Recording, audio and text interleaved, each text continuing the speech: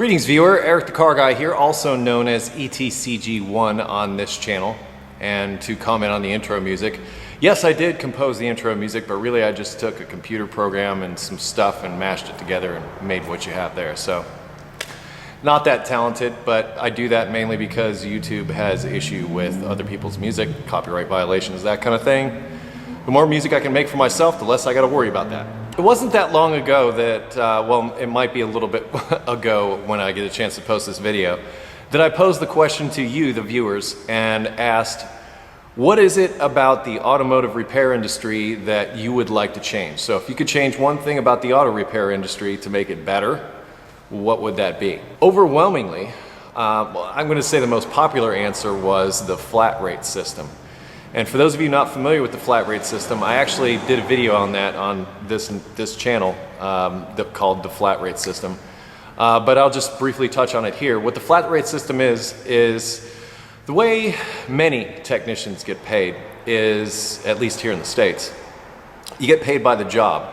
There's a book, it's called the Mitchell book a lot of times, or there's other books that you can go through, where there's a labor time associated with each and every job that you do.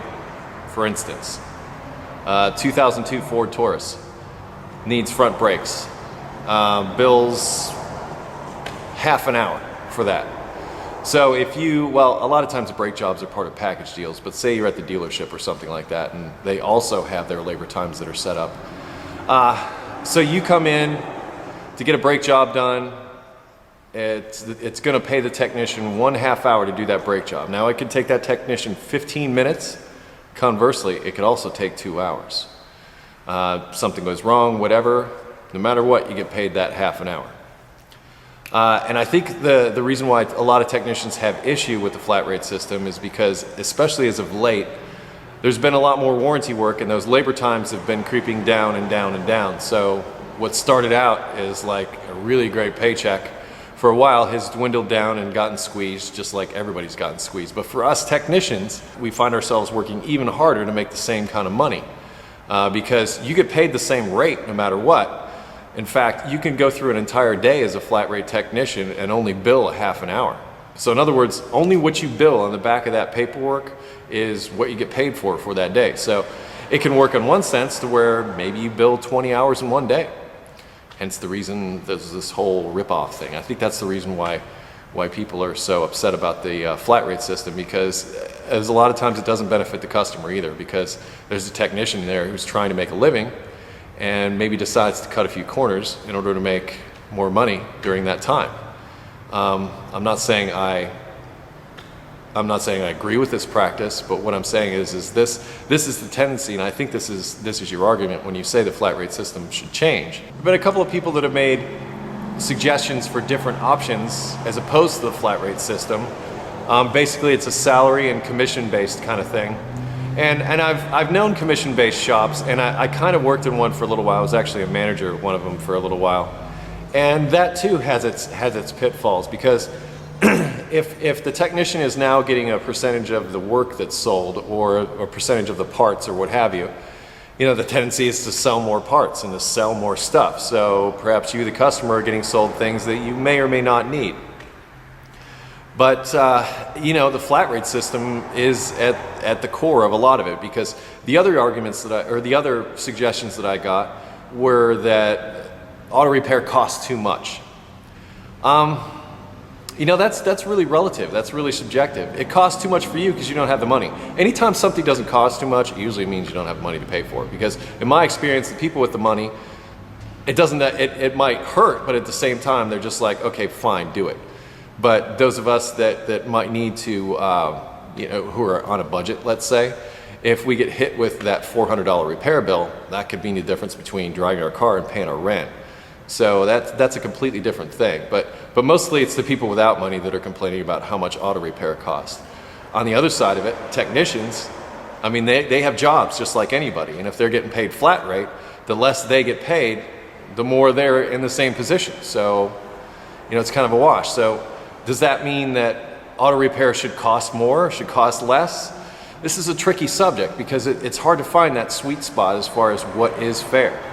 And I think a lot of that has to do with customer perception of what they're getting for their money. And I do my best with my customers to try and introduce them as much as possible into my world as I can. So say for instance, they got a problem with like a speed sensor on their car and their transmission's not shifting right. I try to go through the explanation of, okay, that speed sensor tells the computer how fast the car is going, and then it tells the transmission to shift based on the speed that you're going. If that speed sensor is having a problem, that transmission may not necessarily know when to shift, and you might get hard shifting and things like that. So that brings them in to the concept of, oh, okay, well, this sensor is responsible for telling my transmission how fast I'm going, so it tells it when to shift. So it knows when to shift. That's the kind of thing I'm talking about. So, and then go one step further, like say that speed sensor is like buried down inside the transmission somewhere and you got to disassemble the whole transmission to get to it. The part's only $12, but the labor is $400. You know, and then you have to deal with those situations. So it's a tough call, because part of what I'm trying to do as Eric the Car Guy is give those people that aren't necessarily familiar with the day-to-day of being a technician and what it's like to work as a technician some sort of idea of what goes into the repairs themselves. Sometimes those repairs, man, I mean, those mechanics are earning every single cent of what they're getting paid to do that job, trust me. Prime example, like doing an engine job on like say one of the newer Ford trucks where you have to lift the whole body off to get to the engine. Come on, if you have to lift the body off of the frame to get to the engine to change it out or service it or something like that, that is, for lack of a better word, labor intensive. And that's going to cost you more money as a result. And if you have an understanding of that as a customer, you can say to yourself, well, I'm never going to buy one of those again. Or maybe you'll change your oil. You know, it's a tough call, because we got to have this give and take between we the technician and you the customer. I think it's up to us as the technicians to try and educate the customers as far as why they're spending the money they're spending on a particular repair. And it's up to you as the customer to reach out and try to develop that understanding instead of going in with an attitude of mistrust and just saying, you're a crook, I'm paying you too much money, all that. That's not necessarily true. It is true in some cases, and I've done videos about that also. But a lot of times there are technicians out there that want to do good work. And sometimes maybe we don't have the information to do that good work. So maybe our work suffers as a result of that, as a lack of knowledge or a lack of education or a lack of training or something like that. Or just plain, you know, I don't know. I don't know what to categorize the other as. But not necessarily going at it with the mindset of, you know, I'm going to rip this customer off and get as much money as I can, but more as going in saying, all right, well, I want to help this person, but I'm not sure what the problem is, or I'm not sure how it's broken. And you know what? It's okay to say that to your customer. It's okay to say you're making a guess, in my opinion, because that way they're on the level and they understand. They're with you. They go through that process. So the way I look at it is I am the hands and the tools for my customer. So I give them an idea, or I give them my diagnosis and lay it out on paper, whatever, if they want to. But I take them over and basically try to give them that understanding of what the problem is and why they need to spend the money that they're spending. I also, if I find myself in a situation where, you know what, I really don't know if this is going to fix it or not. It's really hard to prove, but everything else proves out okay, so it leaves this as the last possible cause. So you can make a diagnosis based on elimination of another group of whatevers to bring you to that. But once again, take your customer along that journey and give them that understanding. So they're not just, you know, don't just say, give me your money. And this can be difficult for some of us, because some technicians are just not necessarily people persons, people oriented. Their social skills may be lacking. And that's not their fault, you know, and yeah, they can try a little better, but that's, you know, service writers are supposed to help with this, you know, counter managers, you know, other people. If you have trouble explaining this to the customer, try to find somebody who can. And those of you in management, understand that your technicians may not be equipped to talk to those customers. So you don't put them out there in that position. You don't put them in a position to where they're at a disadvantage. So, you know, get off your butt and go out into the shop and show the customer what's going on, you know? But at the end of the day, I think we need to work together, because obviously it's how much you're paying for auto repair that's the problem, and if you're a technician, it's how you're getting paid that's the problem. Because as a technician, I mean, think about it. We have to know electrical stuff, electrical engineering, mechanical engineering, and we need to know how to use a set of tools in our hands, and diagnostics and all that kind of stuff. And not to mention the experience that goes behind all this, because, you know, model years change every 6 months. That means that we as technicians are constantly having to keep abreast of whatever's out there. There may be some new tire monitoring system that we don't know about that we got to learn about. And that's where things like IATN's a good resource for technicians, All Data, Mitchell on Demand, and those resources are out there that we invest in as shops and technicians to try and stay abreast of those things that we don't know, because there's a ton of vehicles out there and there's a ton of manufacturers and they all do things differently, so it's really hard to keep track of all of it.